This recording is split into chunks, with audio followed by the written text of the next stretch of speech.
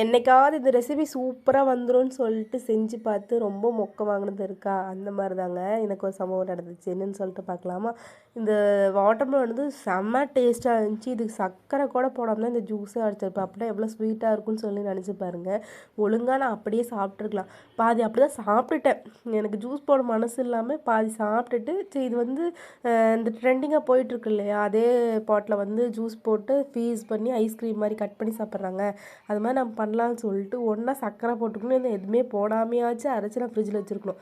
அது இல்லாமல் இந்த பால் ஆடை இருக்குது பார்த்திங்களா, அதை போட்டு அரைக்கிறேன்னு சொல்லி அதில் ஒரு டைலாக் வேறு பண்ணேன். டுர் டுர் டுர் டுர்னு அரைக்கணும். டுர்னு அரைச்சிங்கன்னா கொட்டையெல்லாம் அரைஞ்சி வேஸ்ட்டாக போயிடும். இந்த மாதிரி டைலாக்லாம் பேசி அரைச்சி ஃப்ரீஸ் பண்ணி நல்லா தான் வந்துருந்துச்சு. பட் டேஸ்ட் வந்து ஒரே பால் வாசம், ஒரு மாதிரி அந்த வெண்ணெய் வாசம் மாதிரி அடித்து சொதப்பலாகி போச்சு. ரொம்ப கவலையாக போச்சு எனக்கு. பேசாமல் அப்படியே கட் பண்ணி சாப்பிட்ருக்கலாம். கொட்டையும் அதிகமாக இல்லை, இதாக தான் இருந்துச்சு. இந்த மாதிரி உங்களுக்கு எக்ஸ்பீரியன்ஸ் இருந்துச்சுன்னு சொல்லிட்டு கமெண்ட்டில் சப்ஸ்கிரைப் பண்ணிக்கோங்க. பாய்.